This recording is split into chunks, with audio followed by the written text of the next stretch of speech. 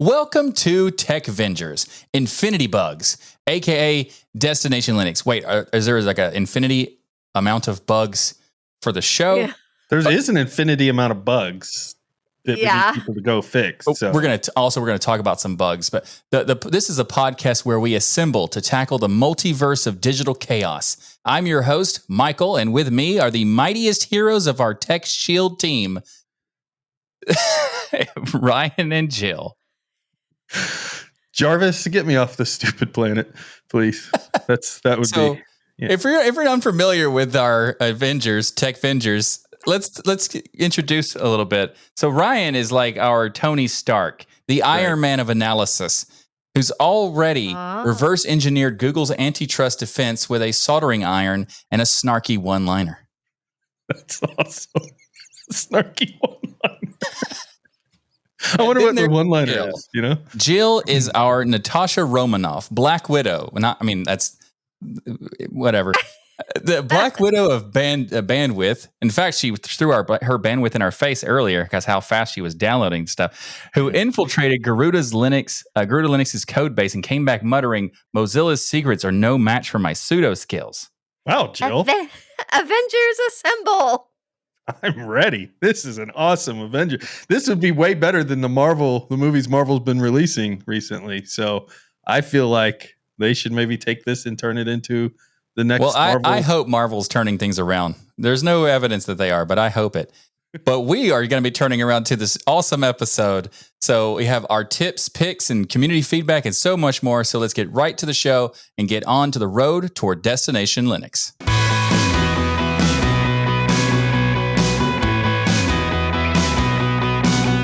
Our feedback this week comes from Timothy. Says, love the interaction between all three hosts, from Michael to Jill, and especially Ryan. And no, I didn't change it this time. It actually did say especially Ryan. Yes. Yeah, normally I change it so that it would say that, but this time I didn't have to. Thank you, Timothy. Saved me a step right there. Yes. Unfortunately, it saved me a step. After this latest episode, I now have a picture of Ryan in Cheeto-stained tighty whities that I cannot shake. Thanks. Great show. Oh, wow. That's unfortunate, Timothy. That is unfortunate for sure. For that image, I'm truly sorry. For those who don't know, there was a couple moments. You know, sometimes I have moments where I get a little frustrated, and I may have described, some angry people as like tighty whitey wearing Cheeto fingered people and stuff like that. You have to understand, like 99.999% of our emails are like the nicest, kindest, sincere people in the world. Truly, like amazing. And even the ones that critique us, they do it in the classy, kind way of like, hey, I don't agree with this, or I wish you'd have covered this, but they do it in a very nice way, most of the emails. However, there's always exception. Yeah. There's ones that they got an agenda in their mind, and they're somehow going to take the episode and fit it to their agenda of something else they're mad at. I just had this visual of these people when I read their emails, and it's them sitting at their keyboard. All right, just person sitting at the keyboard.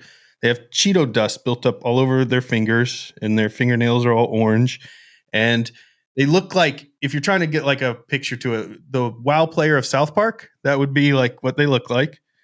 But with the and then there's empty Mountain Dew cans all across the room, of course, as they're writing the email that they're pounding on their keyboard. But not regular Mountain Dew, like Code Red, because, There we go. That's a good point, Michael. Yeah, it's got to be a Code Reds.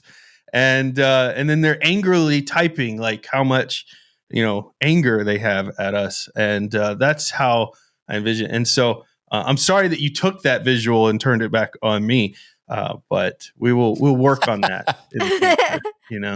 There are definitely better things to visualize than that in the future, for sure. Ryan, you are special. That was a perfect description. See, even Jill agrees on that. That tells you something, people. Don't send us your little angry emails, but you can send us your feedback. You can go to destinationlinux.net/comments or destinationlinux/forum. And listen, we'll even read your angry Cheeto stained fingered emails as well.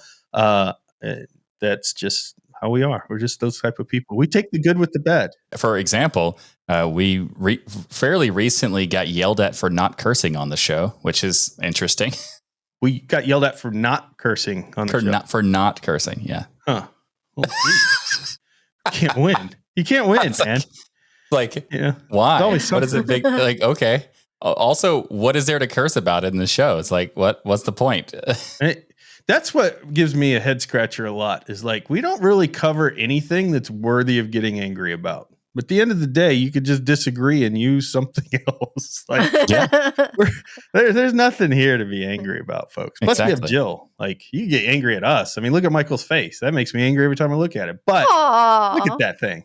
But Jill should make you instantly happy. Instantly happy. All right. So thank you, Timothy, for sending in your feedback. It was hilarious, actually. Really loved it. And anybody else, destinationlinux.net/comments, be a part of the show. But next week, we have a special community feedback. Oh, that's right. Jill, you just got back from Scale. I sure did. It was amazing. Yeah. And we're going to give you 1 week to gather all of your thoughts on it. And then next episode, we're going to find out in the community feedback all of the cool stuff that you were up to, too. Yes. That'll be really fun. Did you have a good time? Was it best ever? It was the best ever. And I'm so sorry you both couldn't make it this year. So many people asked about you and wondering where you were. Oh, they do love us, Michael. Yeah. It's nice to hear. Sweet. All right. Well, now I'm in a good mood. Yeah. Let's talk about our awesome sponsor for this episode, because as Linux users, we know what's up. Security is non-negotiable, but with threats getting smarter, your security tools need to keep pace without dragging your system down. Traditional agents, they slow you down and leave blind spots. It's time for a smarter approach, and that's why Destination Linux is proud to be sponsored by Sandfly Security, the revolutionary agentless platform designed for Linux. Go to destinationlinux.net/Sandfly and see how Sandfly can transform your security strategy. Now, Sandfly doesn't just detect and respond, it revolutionizes security with SSH key tracking, password auditing, and drift detection, covering threats from every angle. Whether your systems are in the cloud, on premises, or in embedded devices, Sandfly ensures they're all secure without the headaches of agent-based solutions. Listen to what Ken Kleiner, the senior security engineer at the University of Massachusetts, has to say. He says, Sandfly is the first product I've seen that accurately and quickly detects thousands of signs of compromise on the Linux platform. Its unique method automates tasks which would be manually impossible. Automation is key with detection, and Sandfly completely fits this and other requirements. If your organization is using Linux, this should be part of your cybersecurity toolset. So experience security that's not just effective, but gives you peace of mind, no agents, no downtime, just cutting-edge protection. You know what, Michael? We had an incredible interview with the Sandfly CEO, and they did something amazing. They gave a discount code for all of our listeners, which is Destination 50. Mm-hmm. The home edition of Sandfly is available.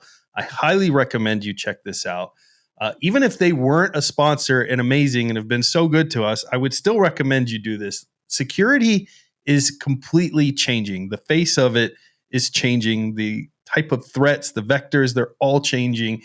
And you need to get familiar with how these tools operate and work. And Sandfly is a perfect example of a tool that's extremely effective and goes about protecting your systems in a very unique way.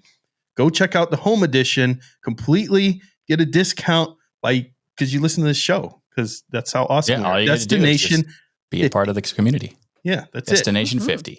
Go check it out. So dive into the future of Linux security at destinationlinux.net/Sandfly and see how Sandfly can transform your security strategy. So it's time for Internet Wars. Mozilla goes Mo-Loco, and Google DeGoogles Chrome. That's so good. That's so good. That's such a good headline. It is good. I will give it to you. That was good.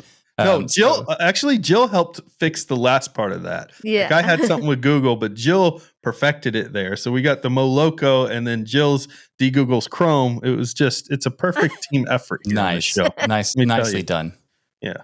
So for those who are unfamiliar, Mozilla, what are you doing? Again. So Mozilla has done a lot of things that is great for the community, for just open source in general. They've been around for so long. I just so much. But Mozilla has also been doing. So it's like a company everybody wants to love, but they're now kind of bad. Yeah, they're kicking themselves and everyone else in the shin, and then apologizing for the kicks, but they just keep doing it. Like apologizing. I'm sorry, kick you in the shin. I'm sorry. They kick you, and you're like, when you make a mistake and you apologize, the whole idea is to not make those mistakes again. Yeah. And then, but Mozilla just seems to not get the idea somehow. Yeah. If you've not heard, there is some backlash again due to the terms of use that Mozilla rolled out for the new Firefox terms of use specifically on February 26th of this year. Now, the terms of use included some broad language that was kind of confusing for some, but if you look at the more details, it's not as it's just the way they worded it is weird. They're saying that they're granting themselves a non-exclusive, royalty-free worldwide license to user data. Why not? I mean, you know what? Take it all, Mozilla. We have complete trust in corporations with our data. I mean, that's why you're around to begin with, because of our complete trust of corporations with all of our data. So, absolutely. Take royalty-free, worldwide, non-exclusive, all of my access, read my emails, anything you want, Mozilla. That's how everyone responded, right, Michael? Exactly. Everybody loved the idea. And then Mozilla woke up. So, what do you think happened? they were having a fever dream over there. Like, this is what's going to happen when we release this statement. People are going to love it. They're going to cheer. We can't wait to release this blog post. It's going to be awesome. They're going to be like, terms of use. I can't wait to use more of your terms. So the users were not like on X and Reddit and various places were not everywhere really great about it because they're fearing that it's about data harvesting for AI or ads or both or whatever. And despite Mozilla claim it's just for browser functionality. Now, Mozilla facing the scrutiny. Oh, sorry. I got something stuck in my throat. Oh, that's interesting. It sounded like you were calling out. No. But, it's just coincidence. Okay, gotcha. So Mozilla's facing scrutiny. They did revise the terms on March 3rd, clarifying no ownership is involved. It does make kind of sense because the way they described it, I'll just give you a quote. You give Mozilla the rights necessary to operate Firefox. This includes processing your data as we described in the Firefox privacy notice. Which is how we got here. Yeah, it also includes a non-exclusive royalty-free worldwide license for the purpose of doing as you request with the content you input in Firefox. This does not give Mozilla any ownership in that content. Now, that does kind of make sense because there are certain things that you're going to be putting into Firefox that you need them to be able to use it. For example, if you are using their Firefox sync service to get your bookmarks and passwords I wouldn't use the password thing, but use the bookmarks and stuff like that to sync your tabs, then you would have to give them the rights to be able to use the data to give it back to you. Or if you input some data into a web browser just to put the URL in, then they'd be able to use it to go through. And a lot of people are saying that this is a very sketchy way of wording things because it's so broad and legalese corporate type. But also it does kind of make sense because they're kind of trying to like cover themselves with all the new services they're adding and stuff like that. For them covering themselves, Michael, here? I feel like you're on Mozilla's side and I'm saying I'm on that the they're trying other to side cover of the bridge. I'm saying here's you and Mozilla hanging out like usual at the park, having a little picnic about the privacy policy. And here's me and Jill on the other side of the bridge. I don't know about that. Yeah. I think Jill is probably going to be more lenient than you are. But also what I'm saying is not that. I'm saying that Mozilla's, at first there are some things that you could just talk about like, hey, this makes sense. That they're going to be needing the data at least to some degree. To be worded that way. Yes, they could have worded it properly. They could have made it where it's not weird legalese nonsense. And also, when people asked about it, they could have just responded in a way that was like, normal people talking. But they, again, responded in a corporate legalese nonsense. So, of course, there's going to be some issues there. And there's a little bit more to it. But first, there's this other controversy that I don't think is that big a deal, but I'm curious what y'all think. Because it was the HTTPS first controversy, because like some browsers don't even allow you to have anything but HTTPS. And Firefox has the ability to use HTTP, but they're now doing by default HTTPS. And as a security aspect, it makes sense to me to want to have HTTPS by default as long as you can roll back into HTTP. Now, there is a little bit of an issue of people whose website is perfectly fine getting notifications and saying, hey, your security is broken and all this other stuff. And then, yelling about something happened, and all it is because they changed the setting in Firefox. But other than that, I don't really see that this is a big deal. What are y'all's thoughts? I mean, I feel like HTTPS gives people a false sense of security on one side, right? Because any site can go and to Let's Encrypt and get their site with an HTTPS. And then it creates a little lock and it looks secure. And do people really know what that means? That means that the information you're transferring between them, almost like a VPN. In fact, a lot of people thought you don't need a VPN because of HTTPS, that the information that you're transferring between them is encrypted essentially. So other people can't get into it. But it doesn't mean that that information that you're transferring between them is free from viruses, bugs, malware, anything else. You can securely transfer data to malicious actors as well. Yeah, exactly. Yeah. But there is some element of the sense of like, what about banks though? It's better for them to have it in the sense of like HTTPS is awesome. That's not my point. My point is that I think people get a false sense of security of seeing that little lock and think it's more than what it actually is. You can still securely create a connection with a malicious site that's HTTPS. So I agree. I think shouldn't even use the lock thing. They should just say HTTPS and that's it. Yeah. Like, there's no reason to say like, hey, it's secured. And like, is it? No, not really. Now, there's always been an ability to click advanced, and if you go to a site that doesn't have HTTPS and basically bypass and still be able to see the site. But like you said, there's a lot of browsers that block this. Like you can't get around it. They won't let you go to the site unless you hack the browser. Most Chromium-based browsers. Yeah, and I hate that because a lot of times I'm running something as a local service in either testing or, sometimes even production for my home. I don't need an HTTPS for something that's only accessible within my own network. And I want to be able to go to that site. I want to always have the ability to bypass something. And, when they take that away, that frustrates me. Now, Firefox has been that one browser that I could always trust and be like, hey, I can, if I need to get to that HTTP version, I can go there. It's going to tell me I have to click advanced and then bypass, and I can go to a local site. So I don't like that they're enforcing it. Now, I haven't seen, because I haven't used it for a local service recently, if it's still bypassable. But the way they're saying they're enforcing it makes me think they're going to be like the Chromium browsers now, and there's no way around it. This is the biggest issue. We're going to talk about it even more in a bit, but like Mozilla's, I don't know who's part of your marketing team, but they're doing very bad. And I know for a fact they got rid of like the marketing officer like a few months ago or something. Don't do that. Helped. Yeah, it's not good. But more importantly is that you're using words and phrases that is confusing. Like you're enforcing what, right? So based on this research I've done, they are still going to allow the HTTP fallback. So if there is an HTTPS, and therefore it should, if an SSH or an SSL cert breaks, it should be possible to be able to bypass it.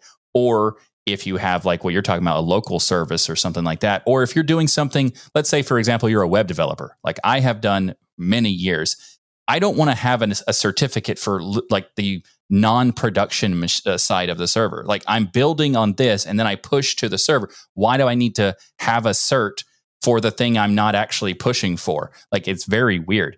So I understand like that. It's if Mozilla does make it like a locking thing, that would be terrible. But I feel like it's just bad phrasing.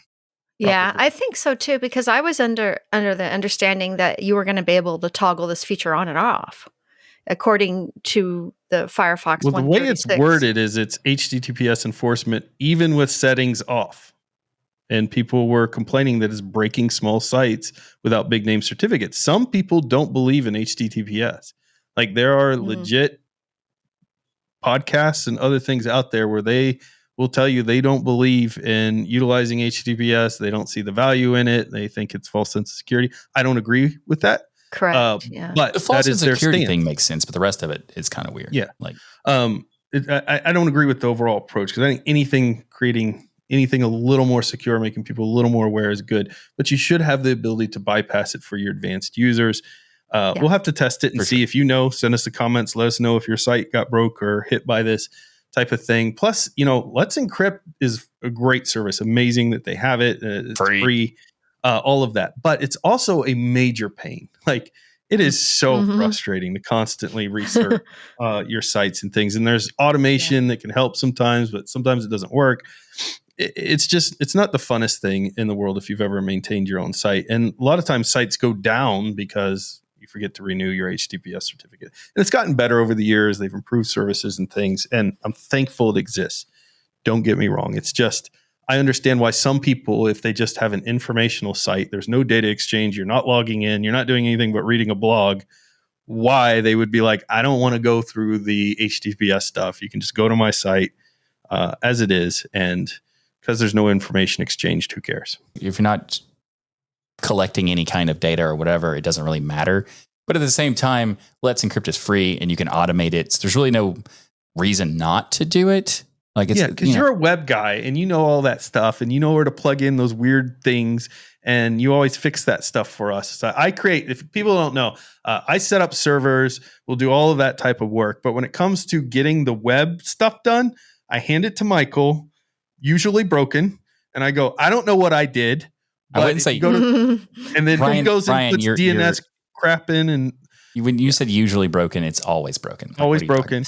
And because I don't like that. That stuff was like, I love servers. I love creating the local machines. I love getting all of the stuff up and running. But when it comes to the web crap, there are many times where we like set up a service that we want to try out, like, Nextcloud, for example, or whatever that we're just trying out for testing new versions and stuff like that. And he'll set up a server and he'll say, okay, I've done all the hard work. Now we can actually go to it.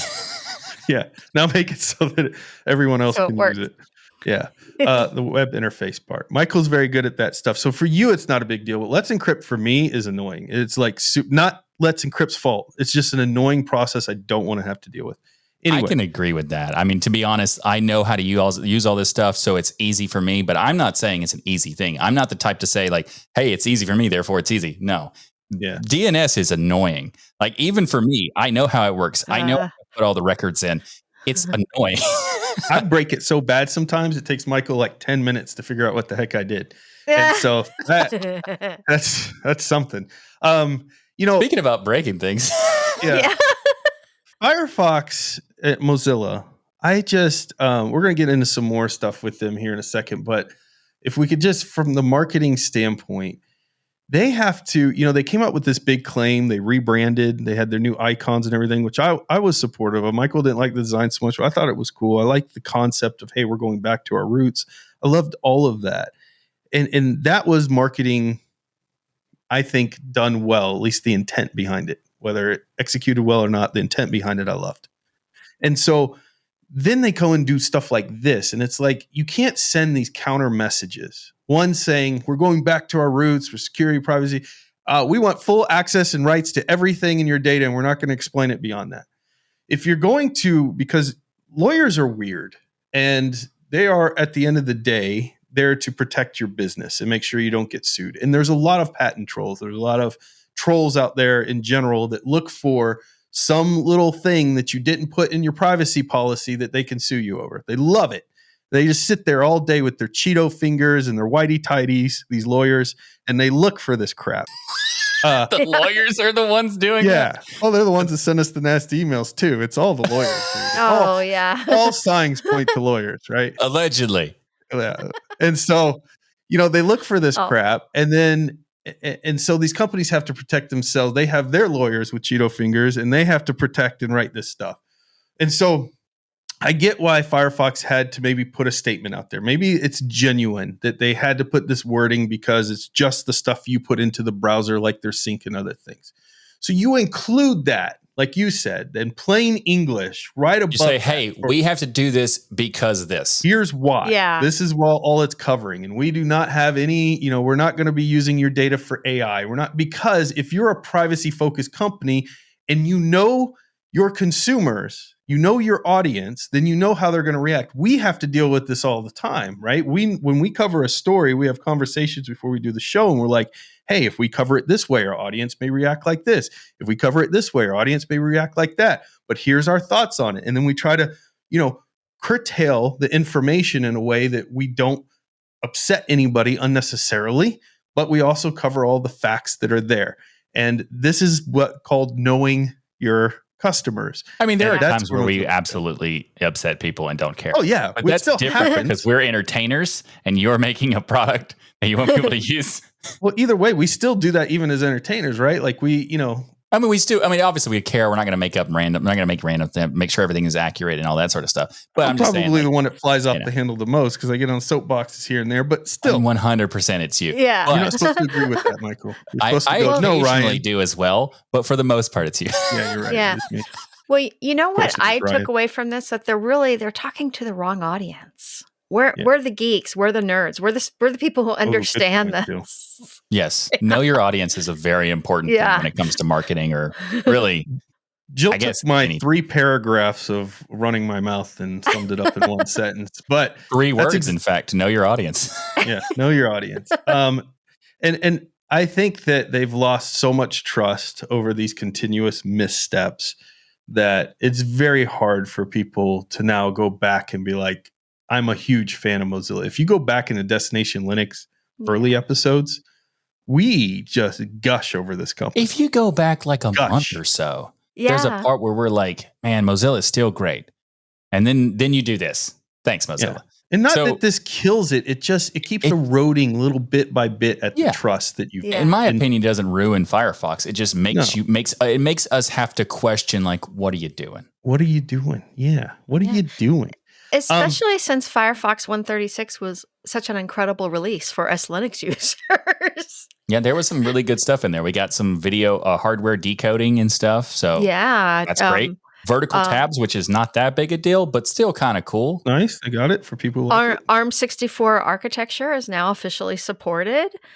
And Yep, we Raspberry got Pi hardware options. video decoding for AMD GPUs. I mean, Yeah. this is big for us Linux It's people. finally a release that we Yeah. can be, excited Proud about of. versus the Covering previous that. 5 or 6 that are like, meh. This should be all we talk about. Mozilla's in the news for their new release, which has more privacy and security features Yeah. than ever before. Hey, no worries, people. They're in the news this time because of cool stuff. Yeah. Yes, for the past few times, they've been in the news for not some cool stuff. In fact, earlier you were talking about steps they're taking, and I just wanted to let you know about another step they took, which was they did not promote. They did not say anything in their blog post for their terms of use. People found it in the bug reports or like the commits of the code because, of course, they would. I mean, you're talking about open source and you're talking about transparency, and then you do these sorts of things, and then people they're gonna look.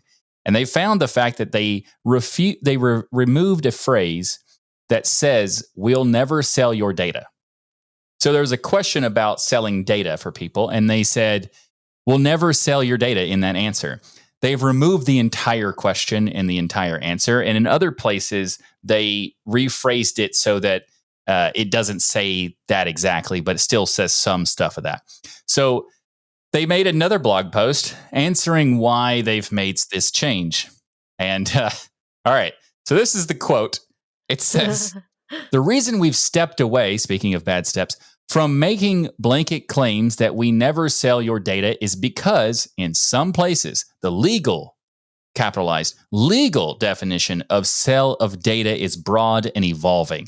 As an example, the California Consumer Privacy Act, the CCPA, defines sale as such: selling, renting, releasing, disclosing, disseminating, making available, transferring, or otherwise communicating orally or in writing or by electronic or other means a consumer's personal information by a business to another business or a third party in exchange for monetary or other valuable considerations." Now, in my opinion, there are some things to talk about here with the first part where all the different things of selling, renting, releasing, that also, sure, that's kind of sketch. But then it also says other valuable consideration. That's so broad. What could that mean? Well, that could mean that, you're getting something back in like a bartering situation. Doesn't necessarily have to be monetary. So I could say that's also broad. And that's true. I agree. Those things are broad. However, at the end and like towards the middle, they talk about a consumer's personal information. Mozilla, you said you don't collect personal data. It's all about privacy and transparency and all that. So if you're all about privacy, who cares if they have all these different broad terms around the term personal information if you do not collect personal information? That's the part that seems very... The thing that cleared it up for me is, I agree, I was like selling, renting, releasing, disclosing, like they're making sure someone goes, I didn't, give them the data digitally. I wrote it down on a piece of paper and that guy grabbed it and then he got their personal information, right? They're covering all that. But the last sentence is like, personal information by business to another business or a third party in exchange for monetary or other valuable consideration, clears it up perfectly. Like, if you're not doing that, Mozilla, then you don't have to worry about this clause here. Yep. But and also the whole personal information needs to be defined in like the biggest scope. We're not lawyers, and we don't know exactly. There's reasons why their lawyers may have asked them to do this, but I also question, not saying it's true or not, I just question whether their response to this is because they got busted and not because of the fact that they just happened to be a little bit goofy, with the way that they initially worded things. So here's the thing. All they have to do is like, when we have this question about the personal information, and like it's legalese, it's because the lawyers tell us to do this. All you have to do is say, our lawyers suggested we do this. Like, that's it. We now know that. Everyone understands that. Everyone's like, oh, okay, yeah, we know how they are. What's interesting is we should be, I hate even having these conversations because a lot of people will take this as I'm no longer using Mozilla Firefox. In fact, I've seen that comment all over social media after this. I've seen it everywhere. Mm-hmm. Yeah. And I've seen people like kind of freak out and make videos about it and all sorts of stuff. It stinks because I understand why they're taking that. And if you take that position, I completely get it. At the same time, Mozilla has so much importance in the open source community, as we mentioned earlier. They have so much importance as being one of the only alternative browsers that are at least, engines that are multi-operating system, because you got Safari and stuff, but that's only on Mac. That's very secure and it does have a lot of cool features. So I hate the idea that Mozilla continues to punish themselves and kick themselves and others in the shin, as Michael said, and then apologize for it and keep doing this, because ultimately, little by little, the people who stood by all their other dumb mistakes are finally probably getting to the point where, like, you know what, I'm just going to use Brave because it seems like a lesser evil right now, or some other browser, which is fine. Those are all good browsers, but Mozilla's we've always had a loving relationship with Mozilla on this show. We've always praised Mozilla, and it stinks to be in this position.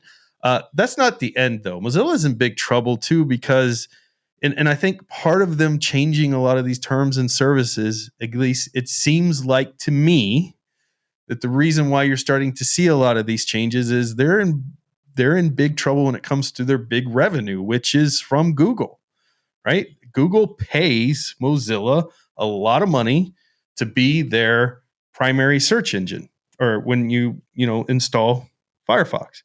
And so that is a huge revenue stream for Mozilla. And Mozilla is in big trouble because of this DOJ case, Department of Justice. They are in an antitrust case, and there's been rulings out here that we're going to get into that are going to be extremely damaging to Google, but also damaging to that revenue stream for Firefox. And so Firefox has got to be thinking, hey, I need some other revenue streams here because this is probably going to go away. What kind of services does Mozilla have, Michael, to sell? That's a great question. Because I'd like to support them. What should I go buy? Well, you can go buy their VPN service. Oh, Molvad, you mean? which is more No, expensive than I mean Molvad, their but service branded that as sits on Mozilla. top of Molvad, not Molvad. Okay. Why wouldn't I just use Molvad? Because you want to spend more money and get less features. Oh. By the way, I have a fantastic video on VPNs out there that still holds true today of what the top and best VPN to use is, which one of the top ones, you gotta watch the video to find out the best. One of the top ones certainly is Molvad. And there, as far as privacy and track record goes and all of those things. So I'm gonna tell you the list of the products that Mozilla has. Okay, Firefox, Firefox Focus, which is another browser that's basically that's a mobile browser. Then you have a Firefox Relay, which is an email service to kind of stop spammers and stuff like that. Mozilla Monitor, which is an option for letting you know if you're part of a data breach, which there are other services for that. Mozilla VPN, which we discussed, is not great. Then there's the Pocket service, which most people are not a fan of the fact that it's built into the Firefox browser, and some people use it, but I do not. Then there's Fake Spot. I don't even know what that is. It's basically an add-on that you are being notified about, scamming reviews and stuff like that on web shopping online stuff. That's cool. So I have tested it, and there are some benefits to it. It's hit or miss, but it does help sometimes. And then, of course, there's Thunderbird. The email client that they decided to stop working on, but is still part of their product for some reason. But then it makes me think about, so the amount of money that Google gives to Firefox. And first of all, it's kind of cool that they're doing it because it makes Mozilla be able to have a lot of money to be able to, invest in all these different... Do all this stuff, yeah. And invest in a lot of things that people don't care about. So, but it would be great if they put it into things that people actually wanted, but whatever. The amount of money that they get is 85% roughly, based on like 2023 or so. And 85% of the amount of money revenue that Mozilla gets is from this Google search deal. And that's, fine. If you still have other revenue, that's great. But I was curious about this whole thing. So I started doing research into like the financials because, it's public information with Mozilla and stuff like that. But the amount of money that Mozilla spends every year is like baffling. So they have like it's not exactly 500, it's like $495 million in expenses. And it makes me think, how? Like, I understand developers are expensive, but you don't have like thousands of developers. And when I'm looking at the products, I don't see anything that justifies, like, obviously Mozilla VPN is not that because you don't even have your own service. You use Molvad. So like, what are you doing? It's just not a good value. Like, it's not a good value proposition. Like, if you look at DuckDuckGo privacy and you sign up for them, it's a fantastic value. You get the relay service, you get the VPN service, you get the app tracking protection service, you get the remove your name off of the internet service, you get the part of a breach service, all for like $3 a month or some ridiculously low price, and their VPN. So like, why Mozilla, are you even looking at your competition and going, hey, are we competitive here for $500 million what the word competition means? Like, like that's, and I hate to be piling on, but it's true. Like, Jill, have you ever signed up for these services? No. Yeah. Why not? Yeah. Because they're expensive, right? Yeah. They're more expensive than the other options. And I've already been, using Proton or Molvad. So yeah. I mean, there is literally no like the best part about the Molvad thing, Mozilla VPN, Molvad service. It's based on Molvad. It's twice as much as Molvad. Yeah. It has fewer servers available for their service, even though Molvad has so many more. Why are you limited to the amount? Like, why can't you just whatever? And then when it first launched, Mozilla was like, you know what, Linux, you don't need a VPN client. Yeah, they didn't even give Who cares about you? That's right. I forgot about that. Oh my God. And Molvad already supported Linux before Mozilla created their thing. So like they could have just made a deal and said, hey, can we fork your client? They could have even done that, and they didn't do that. They just decided to ignore us, which is so weird considering the Firefox browser is the default browser for basically every Linux distribution. Yeah. And it's just like bizarro land. So Mozilla, let's just cut it down to the brass tacks, shall we? you need some people who are in your leadership who know how to lead. Yeah. Just you got to fix yourself. Like, yeah. you gotta get new leadership in there, and you gotta do what you're actually going out there publicly saying. And you could fix this. Mozilla is able to be turned around, and in fact, they have a very unique opportunity that could land right in their lap if they were to utilize it, because the Department of Justice is pushing forward with that antitrust case against Google, which in 2024 they demanded Google sell its Chrome browser along with its AI segments of its business, and potentially even Android a part of that. So this was the biggest antitrust case, I would say, that I've seen in my generation. Like maybe the AT&T when I was a little baby, when they broke up AT&T as a monopoly, would be up there in some of the first time I've seen a big monopoly push. But monopolies are the death of a free market, and rarely have we actually seen them ever used, the monopoly laws, to break up a company. But the Department of Justice is going after Google for this. And one of the things that they are arguing still in their recent ruling, which of course, once they made their ruling, then Google has an ability to come back and fight that, is that they said, no, you can keep your AI, but you still got to get rid of Chrome. Like you've got to get rid of it. You've got to offload it. You got to sell it.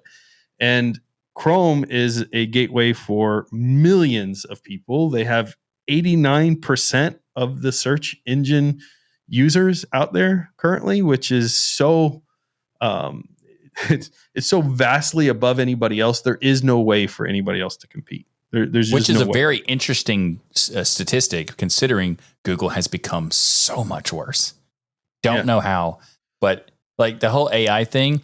The funny part is, like, if they had to split off AI, then maybe Google search would go back to being good. Who knows? But the AI stuff is now more reliable. Like, even though AI hallucinates, it still seems to be more reliable than Google search these days. And I've gotten to the point where I'm now using DuckDuckGo more often.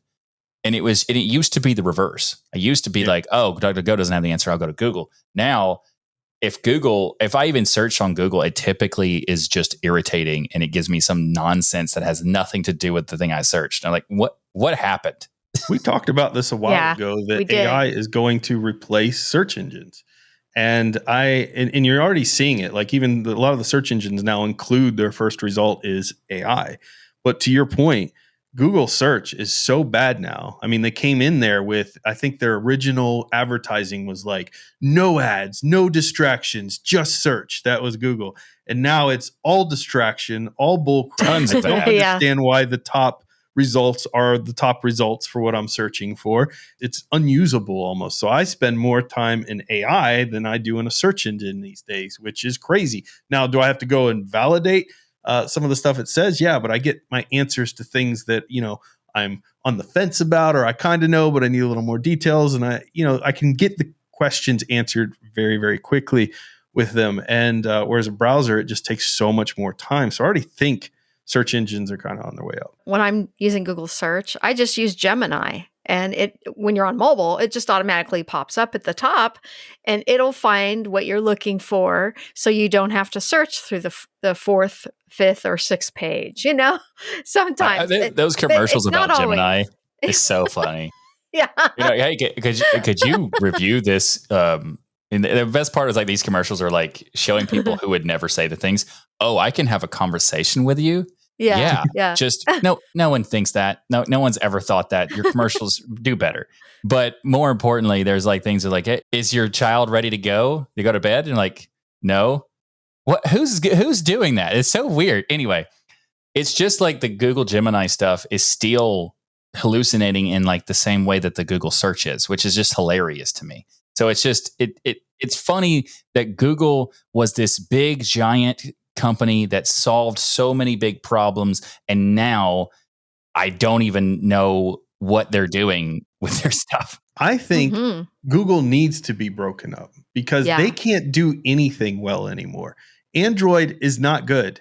It's not in a good spot. Like, it's losing so much market share. Nobody wants to run Android over an iPhone. They just either hate Apple so much it's their only option that they utilize, or they can't get their hands on in Or their they have a market, or false they're sense of at security an Apple in the phone. sense that the open source aspect of Android somehow makes it secure. But it's so bad. Yeah. Like It's their the reverse security in is this case. so bad on Android. Like the app tracking protection is mandatory through DuckDuckGo, by the way, if you're going to use an Android. Whereas an iPhone, do you know if you install DuckDuckGo, there is no app tracking protection enabled there with DuckDuckGo on an Apple? You know Did not know why? that. Because Apple already has it built in. Yeah. Yeah. They don't allow the apps to just endlessly track everything you're doing. Imagine that. So like this is the thing is Google hasn't done well with their products in a long time, and they used to be the best. Like I used to be the biggest Google fanboy that ever walked this planet. Yeah. And Oh yeah.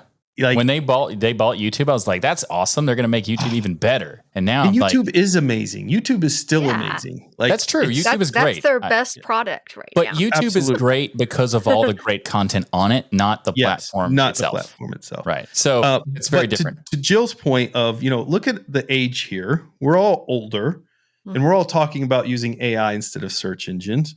The younger generations, that's all they're going to know, right? But we adapted immediately. computer? We grew up with browsers. Yeah, what's a computer? So I think that's very interesting testament in itself that we're already so familiar and so used to using Gemini. But Jill, my fear is if Google continues down the path they did with their search engine, if they establish dominance, Gemini would just be full of ads before it ever answered your question in the first place too. Like that's where it would go. Yeah. You very, know? very Like, true. Very That's true. what they did with the browser. They dominated Yeah. the search engine, no ads, everything, no distraction. And as soon as they owned it, what did they do? They just filled it with ads. So Yeah. thank goodness they have competition out there, because they would obviously have nobody using their service if they tried to pull that nonsense. But the DOJ is not asking them to get rid of their AI any longer, but they still have ruled again that they are to get rid of their browser. They're get rid of Chrome. They're to sell it off. And the DOJ wants it to go to a company where it wouldn't create a monopoly. And I'm like, Mozilla? I'm thinking in my mind, like, imagine Yeah, there we Mozilla takes go. control That's a of this. good We have answer. Chromium, right? Yeah. There's some, I'm not saying it could happen. Maybe it won't, but there's an I mean, that would opportunity be cool, there. but also wouldn't that still be a monopoly if Mozilla owned and controlled Gecko and Chromium? No, maybe. It depends if they kept them open source, because if it's open source, you can always fork it, Mm-hmm. So That's true. there's always the opportunity. And if Mozilla did what Mozilla was known for, Mozilla would take Chrome and then there would only be Chromium, and we would get rid of the closed source portion of Chrome. And then if Mozilla ever went stupid again with their terms and service, for example, then someone could just fork it and make their own version of it. So I think there's still some hope there, but this is going to change the browser wars. This is going to change the search engine war if the DOJ continues with this. Of course, Yeah. I'm sure, just imagining in my head, that there's a lot of people getting their palms filled with lots of $100 bills right now, and this whole thing may go away. Just a thought, not saying it's happening, but I've heard that stuff sometimes takes place in government. But we'll see what happens, at the end of the day. But it Mozilla also could is be- important to talk about with the fact that the DOJ is trying to get Google to also not pay these other companies to do like the search that by default. That's what So killed like Mozilla. Yeah, that's what's going to hurt Mozilla, because we're talking about like they do it for Apple and Samsung and also Mozilla. And Mozilla does not get the majority of that money. There's a lot of it goes to Apple and for their Safari and stuff like that. But at the same time, a significant amount goes to Mozilla, at least to the point of like how much Mozilla matters is to dependent Mozilla on more. it. Yeah. Yeah. Then it matters to Apple. Apple's like, oh no. Mozilla's like, we're gonna have to close the doors potentially. Like it's a massive part of their profit. Yeah. This is the thing though. Mozilla has to react, and they have to find alternative revenue pieces. And Michael, you covered their products. Their products, with the amount of money they're spending, $500 million, you said, a year. I want Roughly to give my money to a company like Mozilla, but you have to give me value. I'm not going to just pay it because you're Mozilla and you did some open source stuff. You have to actually provide value. I agree, but I want to be clear about the whole 500 million is not a big deal if they're spending it on stuff that makes sense. Totally. I'm saying I have no idea what you could possibly be spending that much money on, and with the services and products that you have. Like, I don't understand where that money is going. Like, I'm imagining it's very top heavy. Yeah, ridiculously wasteful is what it feels like. Mm-hmm. But there's also the thing about the whole US versus Google. There was a blog post posted on the Mozilla website, like saying that their response to the proposed remedies. And they say in this blog post, these proposed remedies prohibiting search payments to small and independent browsers miss the bigger picture. And the people who will suffer most are everyday internet users. That is from the president of Mozilla. And I would like to respond with, I think you're going to probably be hurt the most. Because the users will be fine. They'll just move over to another search engine, Yeah. I mean, there's plenty of them. Or like if we could just go into the box and say, okay, I'll use this search engine, or they could still use Google and just it not make a difference. The difference is Mozilla will be hurt. Yeah, and that's understandable, but still the way you phrase things just comes off so just weird. I don't know. Nobody's buying it. I think they need to be more open and honest and transparent, which they claim to be. I also would love to hear from Mozilla employees because there's a lot of them that listen to our show. And this is in no way reflective of your work because I know leadership are the ones that dictate what you're going to work on and what deals are doing things. Mozilla's created some of the greatest browser enhancements, period. Their talent is unparalleled, I think, in the browser world. The problem is, I'm guessing, maybe employees could confirm it for me, we got some really bloated leadership.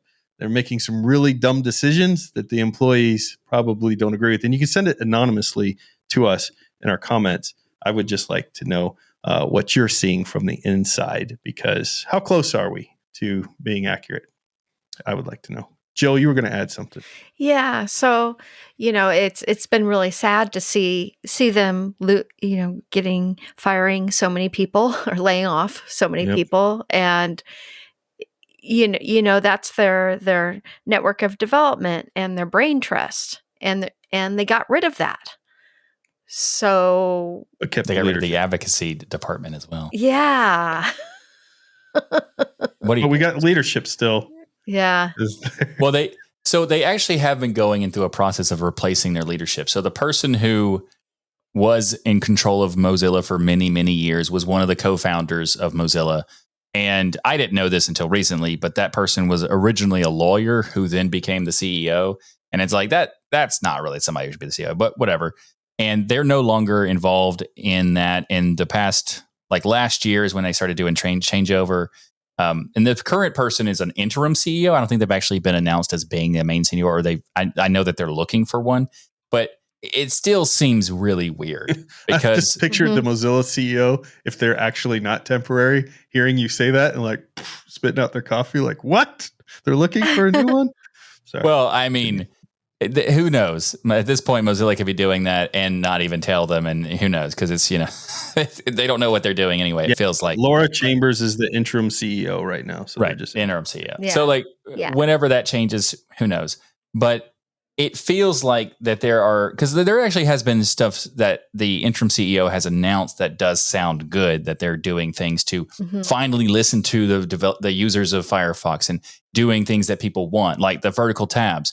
While some people would say, who cares? That's not that big of a deal. Let's fix some other things. Fair enough. But a lot of people have been requesting that feature for like a decade. So it shows that they are now listening. The problem is it too late? Because it's been 10 years. You just finally start listening, right? So, and also the other stuff that you've been doing. I feel like the leadership changeover that's happened has happened way too late. And I want to be wrong. I want to be wrong. Look, but Laura, it feels very... Here's your invite. Come on the show. Clear the record. Yeah. Tell us what's really happening. We're gonna be very fair, as we always are in all of our interviews, and we're gonna ask you questions about this type of stuff, how it happened, why it's happening, and what you guys are going to do to fix it. We invite you to come on this show and talk about this stuff because it's Mozilla is important to us. That's why we care and why we're covering this for 56 minutes of our show, because that's how much we actually care about your company and why this stuff bothers us. And we're laying out this puzzle, trying to figure it out, and the pieces aren't fitting. Help us put together the pieces that create the little Firefox logo that we all love, the little cuddly little Firefox, so we can go back to using Mozilla and recommending it to all of our listeners. That's where we want to be. But we have to move on.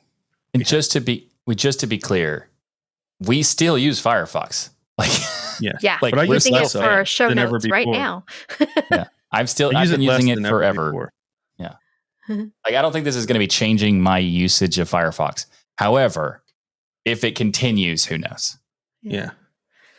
All right, Jill, some happy news. Oh, well, I actually wanted to touch a little bit on the degoogling Chrome issue. Okay. Just because I'm honestly amazed. It looks like it's going to happen. And, more competition could lead to better alternatives for users, obviously, and reduce Google's ability to collect data for targeting ads, which is a win-win.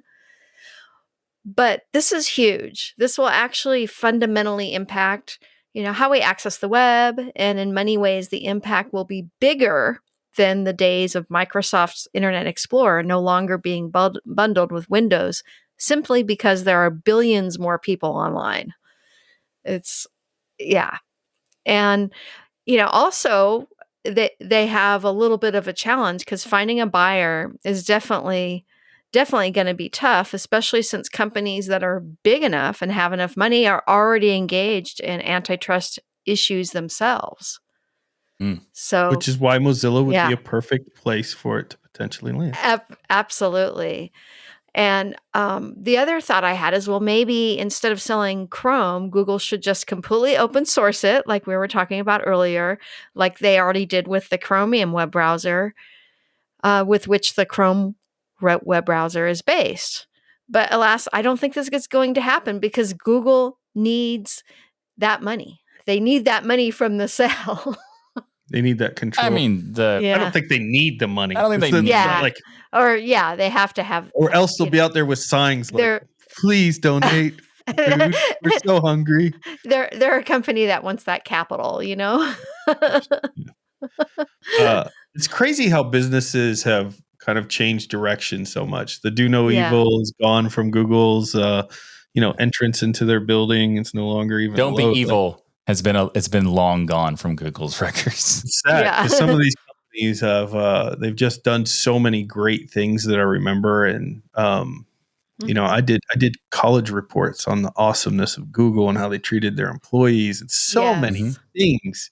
And it just services, even though some of the services have a joke about they kill them forever actually having them useful or whatever. They've also done a lot of awesome services. Let's not pretend that the Google search system is not, a revolutionary thing that happened, but also Gmail.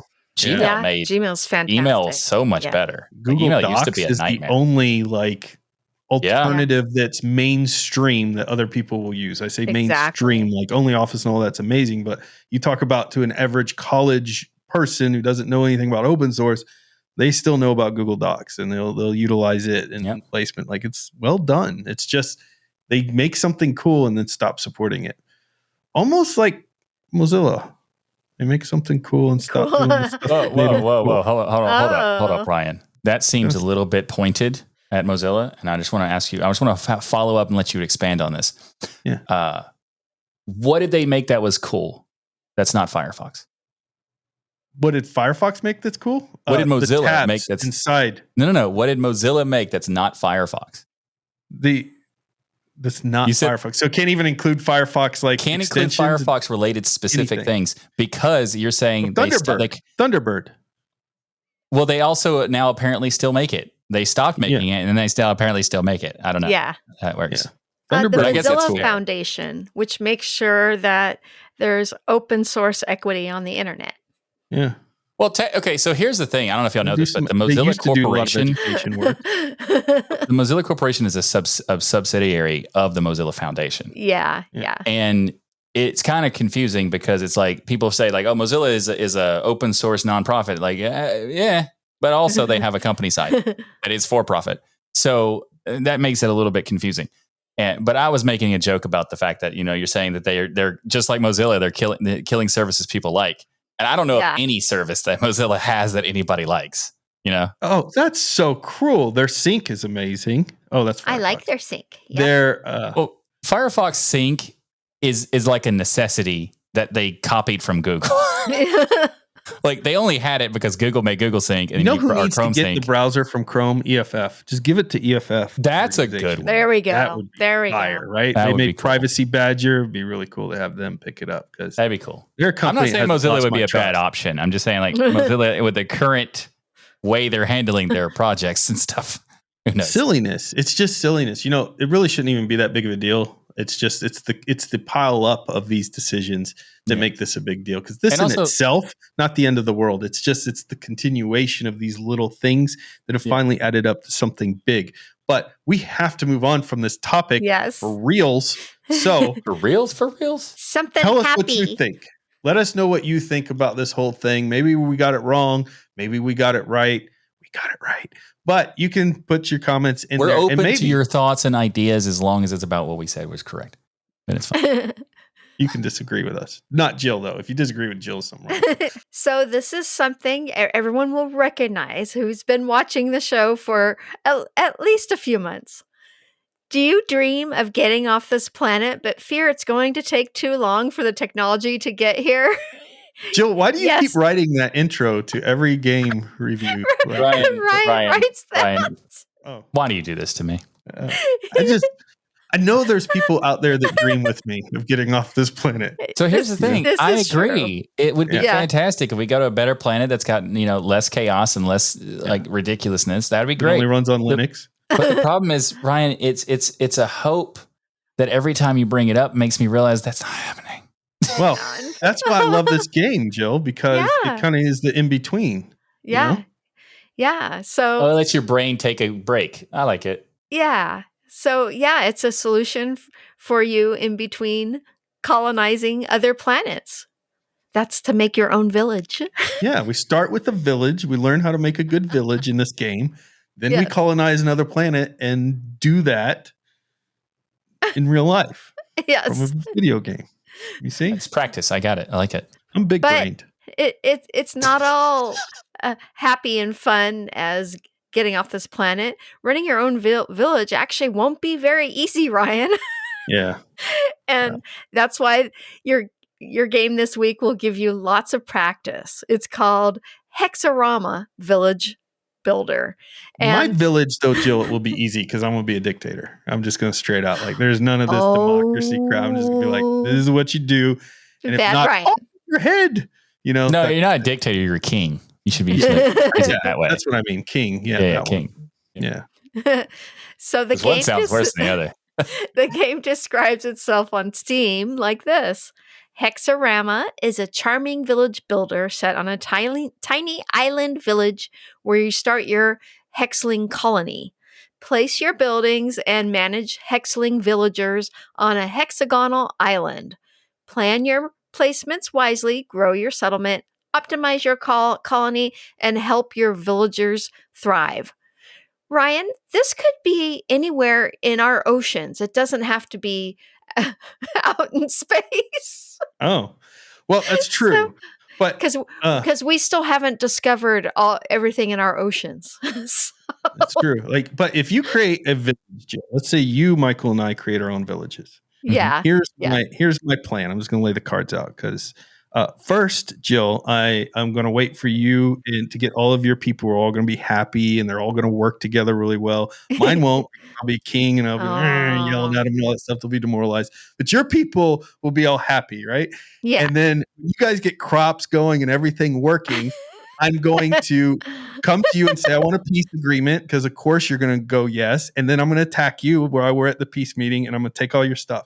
Then with Michael, what I'm going to do is Michael's going to be late to everything. So I'm going to tell Michael, we're going to war on the battlefield here at 6:00. So he's going to have his army coming there. They're going to be late. We're not even going to be at that field. We're going around and we're going to attack his village while he's still traveling because he's late to get to the battlefield and take his village over. And then here's the problem with your. Oh. Here's the problem. First of all, you have two problems with your entire plan. The first one is that you said all your people are going to be demoralized. Why would they fight for you? First of all. Secondly, well, in the movies, all the demoralized evil people still fight for their evil ruler. So yeah, but movies make no sense sometimes. Like why did the stormtroopers continue to be stormtroopers after the end of the Empire? Why? What are you doing? Anyway, secondly, the other one is that you're talking about strategically navigating your people around for a war, and the problem with that is the navigation part. How do you expect to find the field and the village? Hopefully GPS is still working. Michael will find our army out there circling around like some random place. You just make a circle, and we're like, "What are y'all doing?" Make a U-turn. Make a U-turn. Well, the other point, Michael, this isn't a dream to get on another planet. You're just bringing Earth's problems with you. That's not helping. That doesn't help. No, I mean, with me as a ruler, clearly we would fix all of the problems that are here on Earth. That's what I'm You're getting demoralizing problem fixing. Yeah. So HEXAROMA Village Builder it's really fun. It has really charming gameplay, really cute sound effects, whimsical music, and happy pastel colors. Adds to this game's chill and kawaii aesthetic. Actually, it's a very sweet game and not like what Ryan would be describing to do. Oh, I was hoping to play a very different version of this game. I was going to be like what is his name? Negan? I was going to be the Negan of Negan of HEXAROMA. Well, I'll be the governor. Yeah, you'll be the governor, and I will be the fair maiden to make sure that everything runs smoothly. Oh, Jill, that's so sweet. It's so easy to take all your people's stuff. So, for anybody who would let us know which village you'd like to live in. We want to live in my village, the demoralized village that owns everything. That doesn't know where it's going. Yeah. No, we know where we're going. We just don't know how to get there. Oh, okay. But, yeah. You know what the destination is supposed to be. You just don't know where. We'll have incredible goals. We'll have incredible ambitions. We just won't be able to find the spot that we need to get to. No. So HEXAROMA Village Builder is something cool. It's 20% off at only $3.99 until March 24th on Steam. And it works on our Linux Penguins out of the box. And also, if you don't know, the hexagon is the bestagon. So. Yes. Oh, wow. Okay. Our software spotlight this week is Autopsy. So in my cybersecurity course, we're messing around with why are you laughing, Michael? What a name for anything, like a name. Great. It's a forensic tool. In my cybersecurity course, we were messing around with a really cool open source tool called Autopsy. And this is a digital forensics tool. It's very well known for its speed. It's very easy to use, and you can analyze all different types of digital media, whether it's mobile. You can do that too. It's got all kinds of extensions and plugins and things from the community. The tool is very well recognized in the industry. When you talk about open source being industry standards, this is definitely an industry standard tool. It's utilized by law enforcement, national security, litigation support for the Cheeto-fingered encrusted lawyers out there, and the corporate investigations, allegedly. All of that stuff. By the way, my village, no lawyers. There's no lawyers. There's just... If you have a disagreement with somebody, it's battle to the death. That's it. So you better really have a good disagreement, because you better be worth arguing over. You better have a reason to be arguing. You can't just be like, really you stepped important? on my shoe. Like, how dare we must Are you fight. Sure. I guess that's one way of ruling a village and like having peace, because you threaten the peace with instant fight to the death. Like, I just don't like chocolate chip cookies. All right, let's go, bro. Let's go. Come on. We got to settle this in the ring. Never mind. I'll eat the peanut butter cookies. Never mind. See, it settles itself.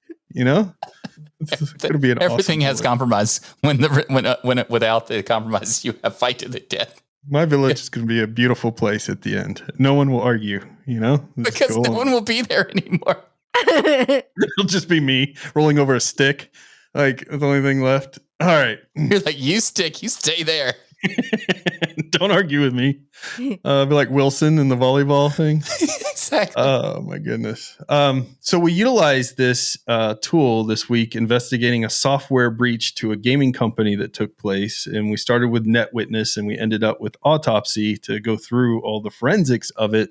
And we were able to go through and pull through emails of an employee who was involved in the breach that was basically sharing company secrets with certain hackers and things that they were interacting with, and be able to put together the whole story of how this game company actually lost their actual IP to hackers out there before their game was released because of this. And we were able to go through the forensics, look through the logs and the worm and things that were put onto the servers from one of the admins that was given cash from it. It was really cool to watch the whole story unfold and utilize these tools in this investigation.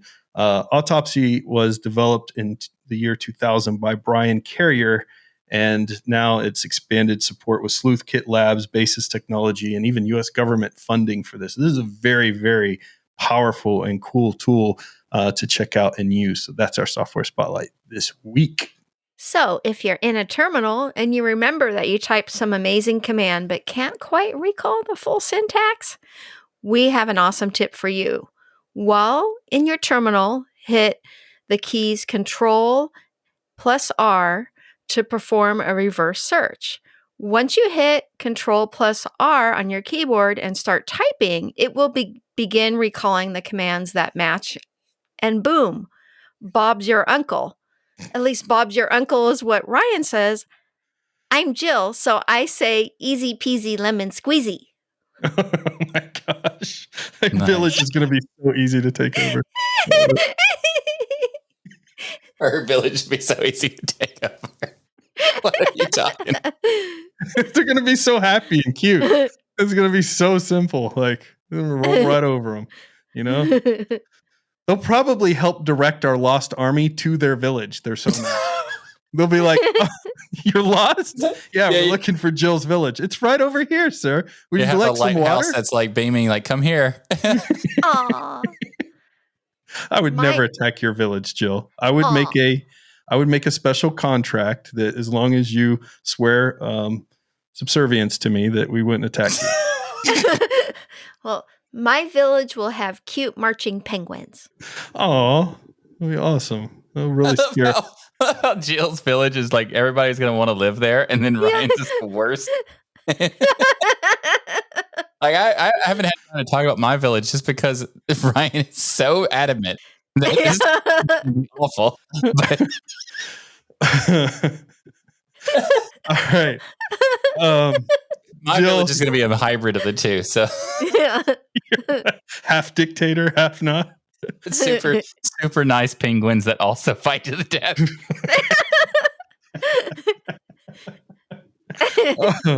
Oh man, you know our audience, somebody's going to make this video game for us. It'll be the Destination Linux game where you get to pick one of your rulers, Jill, Ryan, or Michael, and then you run your little kingdom.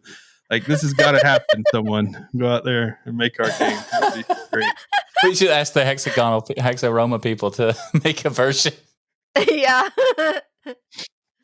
All right. So next week, special treat. Jill will talk about her experience at scale. I know she's met some really incredible people. She set up some incredible interviews for us as well. Thank you very much, Jill. Always thinking of the show and for representing our crew here, Tux Digital, everybody in the Tux Digital family at scale. So appreciate that very much.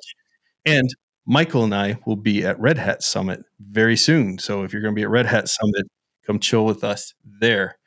A big thank you to each and every one of you for supporting us by watching or listening to Destination Linux. However you do it, we love your faces. Even if you're a lawyer, we love your faces.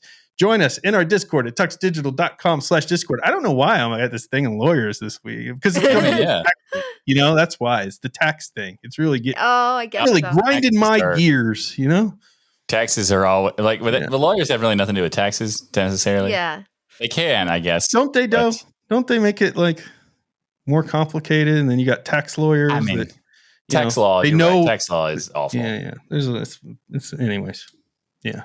Talk about our membership, Michael. Well, we love your faces, especially if you're patrons. If you swear subservience to us.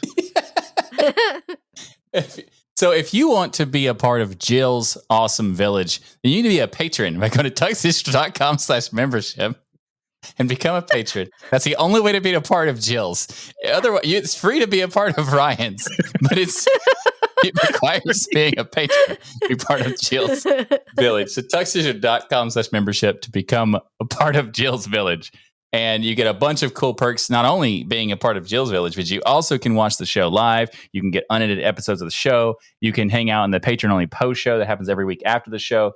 And you also get merch discounts for our store, which, if you didn't know, we have awesome stuff you can get at tuxdigital.com/store. We got hats, mugs, hoodies, t-shirts, and so much more. tuxdigital.com/store. And make sure to check out all the amazing shows here on Tux Digital. That's right, we have an entire network of shows to fill your whole week with geeky goodness.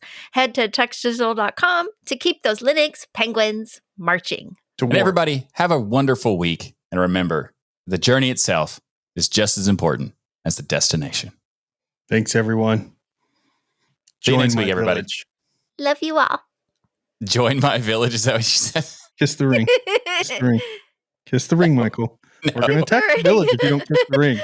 You got to kiss the ring, Michael. Kiss. I'm going to join Jill's village. She's going to protect. We'll combine our efforts to fight yours. You're all going to lose so bad. Oh, my God. I'll make sure Michael updates all his army. Yeah, your security more often. Will be not updated. Everyone's going to be just dancing in a little happy circle. In this case, I wouldn't be updating the troops with any information about where you're at and stuff. This is going to fail miserably for you all. Yeah, basically we're all going to wind up living at Jill's village. Yeah. Let us know which village you'd like to be a part of. Mine. They don't have a See choice. you next week, everybody. They don't really have a choice. Why are you giving them a choice? They're going to be in my village. I just said they want to be in Jill's village. Jill's village is going to be around for like all of 15 minutes, because it's too nice. It's too easy to take over. Sorry, Jill. See you next week, everybody, or maybe not. Maybe Ryan's village will take over. Yeah. We'll see.